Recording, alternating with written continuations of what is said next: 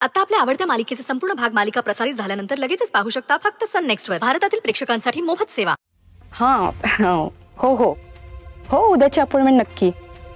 हो या ना. हो भेटूया. Hello doctor. बसा ना. या. थँक्यू. बोला, काय प्रॉब्लेम आहे तुमचा? काय त्रास आहे तुम्हाला? डॉक्टर, माझा त्रास जरा वेगळा आहे. Just a second.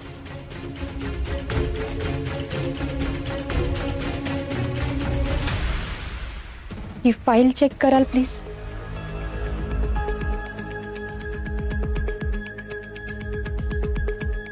श्रावणी देसाई नावाच्या मुलीची ट्रीटमेंट तुम्हीच केली होती, बरोबर ना? हो, प्रसिद्ध उद्योजिका यशोधरा सरनाईक. त्या तिला इथे अबॉर्शन करायला घेऊन आल्या होत्या, आठवतंय ना? हो येस, यशोधरा सरनाईक. आठवलं. Thank you doctor. ॲक्च्युली मुद्दा हा आहे की श्रावणीला हे माहितीच नव्हतं की तिचं अबॉर्शन होणार आहे. काय? हो, यशोधरा सरनाईक तिला खोटं बोलून इथे घेऊन आल्या होत्या. तिला अंधारात ठेवून तिचं अबॉर्शन केलं गेलंय. त्यांनी तुम्हाला तिच्याबद्दल काय सांगितलं मला माहिती नाही, पण तिचं अबॉर्शन तुम्हीच केलंय म्हणून मी तुमच्याकडे आले डॉक्टर. हो, त्यांनी मला काहीतरी वेगळंच सांगितलं होतं. म्हणजे मुलगी फार घाबरली आहे, तिच्याशी जास्ती बोलू नका असं म्हणाल्या. बरोबर आहे, सत्य तुम्हाला माहिती नव्हतंच, पण आत्ता तुम्हाला खरं काय ते कळलंय ना डॉक्टर. श्रावणी माझी बहीण आहे, मला तिला न्याय मिळवून द्यायचा आहे. यशोधरा सरनाईकांनी फक्त तिच्यावरच नाही, माझ्या संपूर्ण कुटुंबावर अन्याय केलाय. आम्हाला उद्ध्वस्त करण्याचा प्रयत्न केला होता त्यांनी.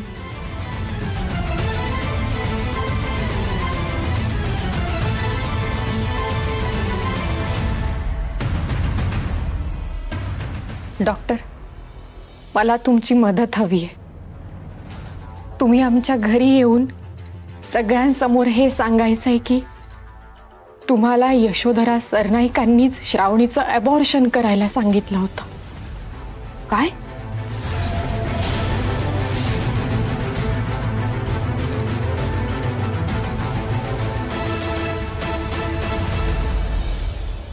ही गोष्ट मला मॅडमना कळवलीच पाहिजे.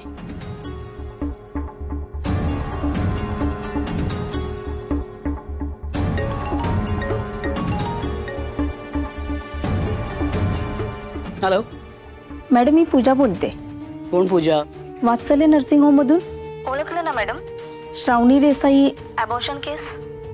Yes of course, but I think तुझं पेमेंट झालेलं आहे. Y you calling? हो मॅडम, पण त्यासाठी नाही. मला तुम्हाला ना काहीतरी वेगळंच सांगायचंय. काय? मॅडम, तुमची सून, म्हणजे तुम्ही ज्या पेशंटला घेऊन इथं आला होता ना, त्यांची बहीण इथं आली. व्हॉट? आणि त्या श्रावणी देसाईच्या अबॉर्शन बद्दल डॉक्टरांशी बोलतायत की पेशंटला काहीच माहित नव्हतं आणि त्यांना फसवून अबॉर्शन केले. आणि त्या डॉक्टरांना कन्व्हिन्स करतायत की तुम्ही घरी येऊन सगळं खरं सांगा. डॉक्टर काय म्हणाले? ऍक्च्युली मला तिथं जास्त वेळ थांबता नाही आलं, नाहीतर डाऊट आला असता ना. मॅडम प्लीज, तुम्ही काहीतरी करा, नाहीतर माझी वाट लागेल. Don't worry, I manage. Okay, फक्त आणखीन काही इन्फॉर्मेशन असेल तर आम्हाला फोन करायचा. Do you understand? Okay. Aaradhya Desai, मुलगी थांबतच नाही. लवकरच काही नाही केलं तर हे सगळं आमच्यावरच बेतेल. Sorry, really sorry. मला खरंच माहित नव्हतं की ऑपरेशन करणार आहोत हे पेशंटला माहित नाहीये. खरं तर अशी प्रोसिजर करताना मी पेशंटला विचारतो, त्यांची परमिशन घेतो, पण इथे तर यशोधरा सरनाईक या एवढ्या मोठ्या व्यक्ती आहेत आणि त्यांनी हे सगळं सांगितलं म्हटल्यावर, आणि शिवाय त्यांच्या चेहऱ्यावरची काळजी बघून मला असं वाटलं की त्या मुलीची काळजी करतायत, तिला प्रोटेक्ट करतायत, एका फसलेल्या मुलीला वाचवतायत. पण त्यांच्या मनात असं काही असेल असं मला वाटलंच नाही, म्हणून मी त्यांना जास्ती काही विचारलं सुद्धा नाही. खरं तर एवढ्या मोठ्या व्यक्तीने आमचं हॉस्पिटल निवडावं हे आमच्यासाठी खूप अभिमानास्पद होतं. पण कोणी कितीही मोठं असलं ना तरी कुणाच्याही आयुष्याशी खेळण्याचा, त्याच्या परमिशन शिवाय त्याच्या आयुष्यात इंटरफेअर करण्याचा कोणालाही अधिकार नाही. तुम्ही काळजी करू नका. मी तुमच्या घरी येऊन सगळ्यांसमोर हे सत्य सांगायला तयार आहे आणि हा माझा शब्द आहे. Thank you so much doctor. तुमचे खूप खूप आभार. मे आय प्लीज?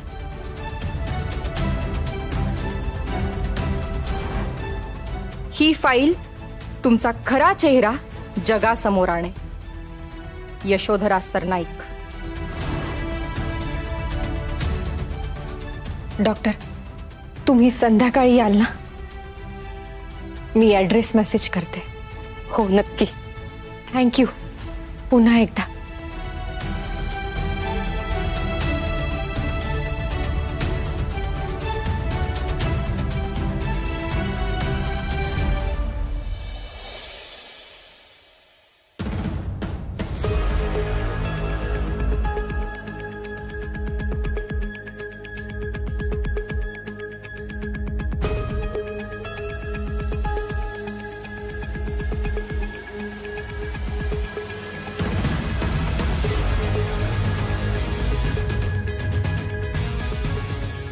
श्रावणीला सोडवून आणल्यापासून तू खूप हायपर झालायस.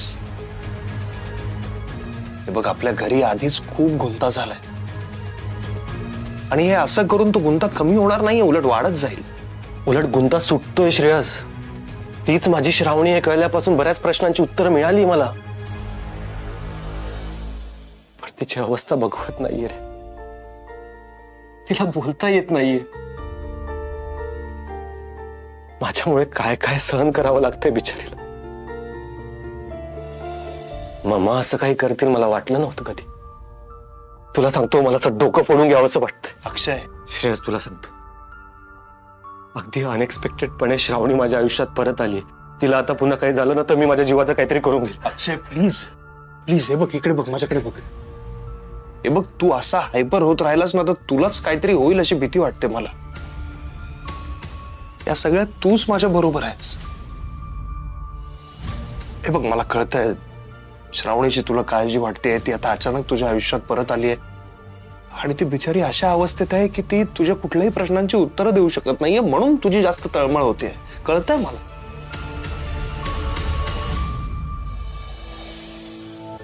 मला तिची तब्येत बघवत नाहीये श्रेयस. तिला सगळं आठवेल ना.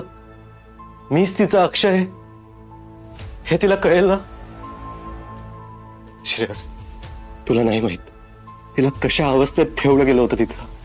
ह्या सगळ्यांचा तिच्या मनावर कायमचा परिणाम व्हायला नको हीच भीती वाटते. मी आधीच माझं बाळ आणि श्रावणीला गमावून बसलो होतो. आता पुन्हा एकदा मला श्रावणीला नाही गमवायचं. अक्षय, या सगळ्यात मी तुझ्या बरोबर आहे. श्रावणीला काही होणार नाही.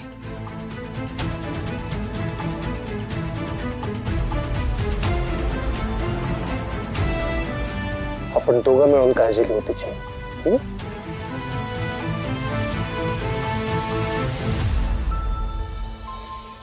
मला सांग, तू कसं आहेस? मला माहिती आहे या सगळ्यांचा तुलाही खूप त्रास होतोय. मला काही कळेनाच झालंय रे. तुला आठवतंय मी आराध्याच्या छोट्या छोट्या गोष्टींसाठी केवढा एक्साइटेड असायचो. तिच्या मेसेजची आतुरतेने वाट बघायचो, तिच्या कॉलची वाट बघायचो, तिच्याशी बोलायला एक्साइटेड असायचो. तुला आठवतंय तू मला आयडिया दिली होतीस की तिला छान प्रपोज कर. मी तिला छान सगळं डेकोरेशन वगैरे करून प्रपोज केलं होतं. मी लग्नासाठी इतका एक्साइटेड होतो. आणि आता अचानक कळतंय की मी कुठल्या तरी वेगळ्या स्वप्नांच्या दुनियेत होतो. माझ्या समोर जे काही घडत होतं ते सगळं खोटं होतं.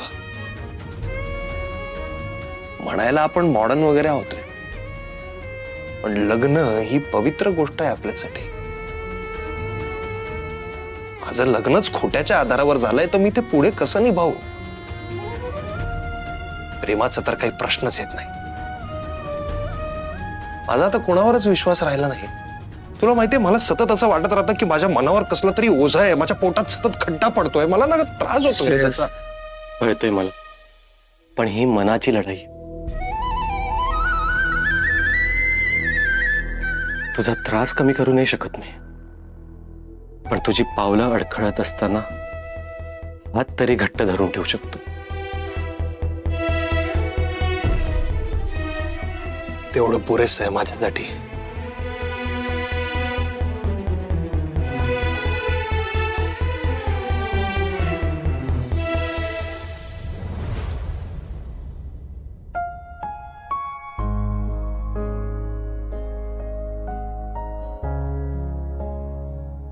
आजी, अमृताने निरोप पाठवला की तुम्ही बोलावलं म्हणून.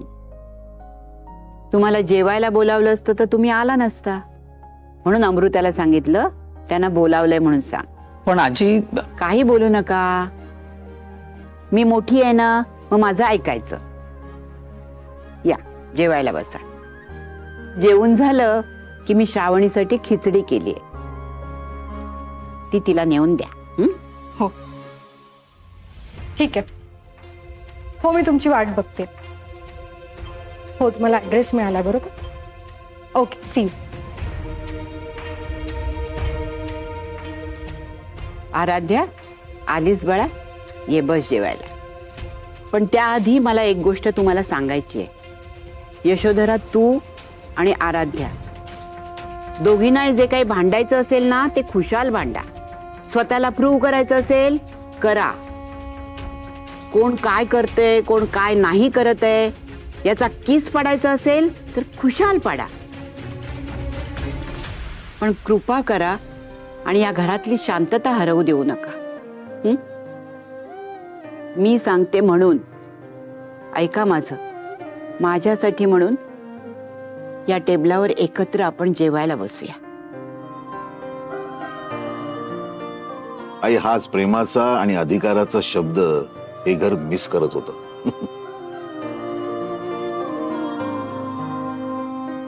मला हे घर परत पाहिजे रे, सुखाने आनंदाने नांदणार. सॉरी आजी, या सगळ्याचा तुम्हाला एवढा त्रास होईल याचा कुणीच आम्ही विचार केला नाही.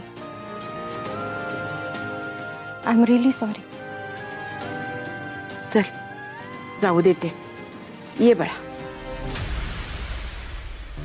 Excuse me. यशोधरा, तू कुठे चाललीस भरल्या ताटावरून?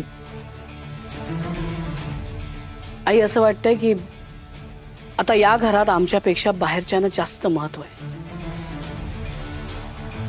आम्ही नसलो जेवायला तरी चालणार आहे. हे बघ, असं भरल्या ताटावरून जाऊ नये.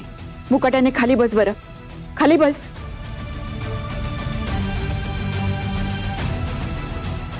आई प्लीज. सासूबाई प्लीज, आपल्यातले हेवे दावे आपण आपल्या दोघींमध्येच ठेवूया. इथे सगळ्यांसमोर कशाला? आणि आजी आपल्या घरात मोठ्या आहेत, त्यांची इच्छा आहे ना आपण कुटुंबाने एकत्र जेवावं, तर आपण जेवूया. काय प्रॉब्लेम आहे? कुठल्या कुटुंबाबद्दल बोलतेस तू? या जे मोडायला निघालीस तू.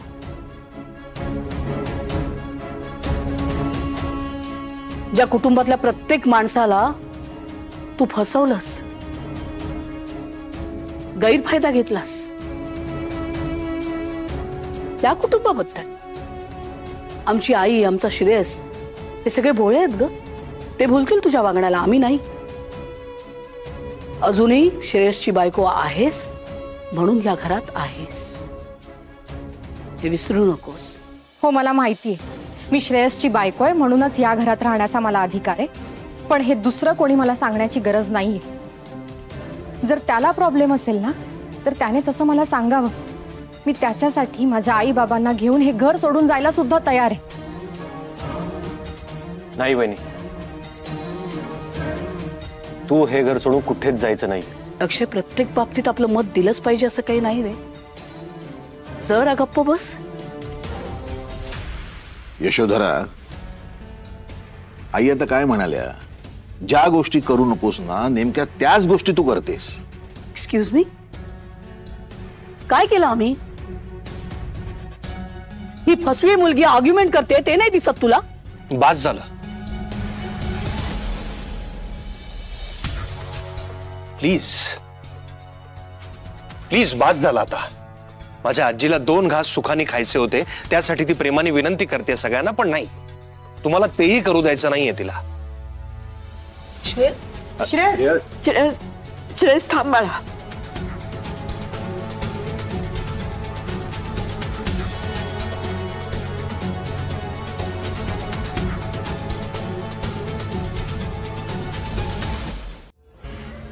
श्रेयस थांब प्लीज, ऐकून घे श्रेयस. मला मान्य आहे मी अपमान गिळायला हवा होता, आर्ग्यू करायला नको होतं, मान्य आहे मला. पण कोणी जिव्हारी लागेल असं बोलेल तर मी काय रिॲक्ट होणं अपेक्षित होतं तूच सांग मला. आणि आपलं नातं इतकं तुटलंय का? तुझी बायको म्हणून तिथे बसण्याचा अधिकारच नाही आता माझा. सांग ना, मान्य आहे मला तू हर्ट झालायस माझ्यामुळे, तुझा विश्वास तुटलाय, तुला त्रास होतो या सगळ्याचा, मला मान्य आहे. पण म्हणून प्रेम संपत नसतं ना. मी चूक केली श्रेयस, तुला विश्वासात न घेऊन मी चूक केली आहे, मला मान्य आहे. पण माझ्या कुटुंबाबरोबर जे काही घडलं त्यानंतर मी काय करणं अपेक्षित होतं श्रेयस? उद्या जर हे तुझ्या कुटुंबाबरोबर घडलं, त्यांना कोणीतरी उद्ध्वस्त करण्याचा प्रयत्न केलास तर तू काय करशील? एवढंच नाही, श्रावणी बरोबर जे काय भयंकर घडलंय त्याचं काय? आणि तिच्या पोटात वाढणारं बाळ हे काय तिच्या एकटीचं होतं का? ते अक्षयचं पण होतं ना. ते बाळ उद्या तुमच्याच फॅमिलीचा भाग असणार होतं ना, त्याचं काय? अजूनही तू तुझं माझं करतेस आराध्या. यावरून काय कळतं माहितीये? तुझ्यासाठी फक्त देसाई कुटुंब महत्वाचं आहे, हे आमचं कुटुंब महत्वाचं नाहीये. कारण तुझ्यासाठी फक्त तुझा हेतू महत्वाचा आहे. नाही, बरोबर आहे. म्हणूनच तुझ्या बोलण्यात इतक्या सहजपणे आपलं आपण असं काही येत नाही. आणि म्हणून आपल्यात काही होऊ शकत नाही. वहिनी, बाहेर कोणीतरी डॉक्टर आलेत. मी विचारलं कोणाला भेटायचंय पण काही सांगितलं नाही. मीच बोलावलंय त्यांना. आपल्या श्रावणीचं अबॉर्शन ह्याच डॉक्टरांनी केलं होतं. त्याच सांगतील आता सत्य काय ते. आलेच मी. वहिनी, अगं चल. हे घे. श्राव बाळा, जेवढं जाईल तेवढं खाऊन घे बाळा. त्याशिवाय बरं कसं वाटणार, ताकद कशी येणार? हे घे. राहू, अगं आजीने खास तुझ्यासाठी बनवली आहे आणि ह्या खिचडीमध्ये त्यांची माया सुद्धा आहे. बरं वाटतंय ना बाळा? काळजी करू नकोस, सगळं नीट होईल. आणि जे काही घडलंय त्याचा निकाल पण लगेच लागेल. तुझं अबॉर्शन ज्यांनी केलं होतं त्या डॉक्टरांना मी घरी बोलावलंय. काय? हो बाबा, खरं तर श्रावणीची अशी अवस्था पाहून हे सगळं आत्ता करायची काही इच्छा नव्हती. पण श्रेयसला जोवर सत्य कळत नाही तोवर आपण या घरात परक्यासारखे राहू, म्हणून मी विचार केला की वेळ न वाया घालवता आणि सासूबाईंना कुठलीही संधी न देता आपण त्या डॉक्टरांशी बोलायला हवं. श्रावू त्यांना भेटेल तर कदाचित त्यांना अजून काहीतरी आठवेल आणि त्या जे काही घडलंय ते सांगण्याचा प्रयत्न करतील. श्रावू, तू येशील ना बाळा खाली? मी आहे, काळजी करू नकोस.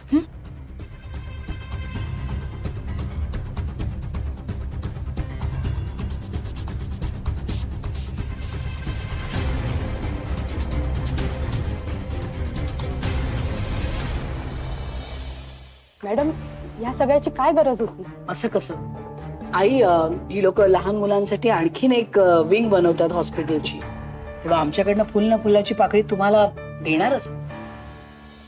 वहिनी, डॉक्टर तर हॉस्पिटलसाठी डोनेशनचा चेक घ्यायला आले. आणि तू मगाशी काय म्हणाली होतीस की डॉक्टरांना तू बोलवलंयस? हो,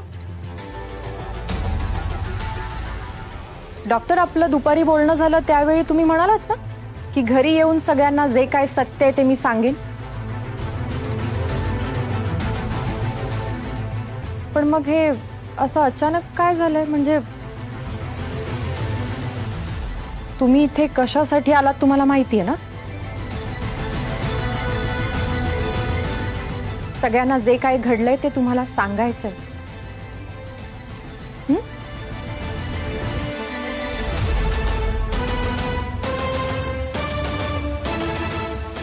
डॉक्टर, तू आराध्या ना?